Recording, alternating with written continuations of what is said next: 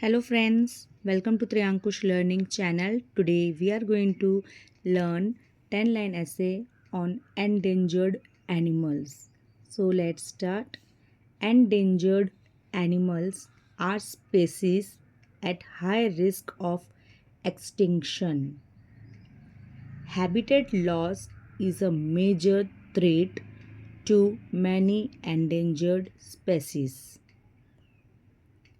Poaching and illegal wildlife trade further endanger these animals. Some of the endangered animals are the giant panda, snow leopard, blue whale, etc.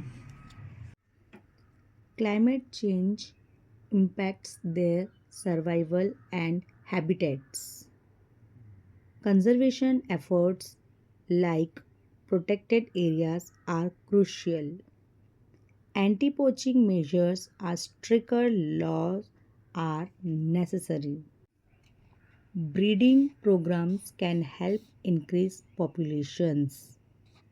Raising public awareness is essential for conservation. Everyone can contribute by supporting conservation efforts. Protecting endangered animals is vital for a healthy planet.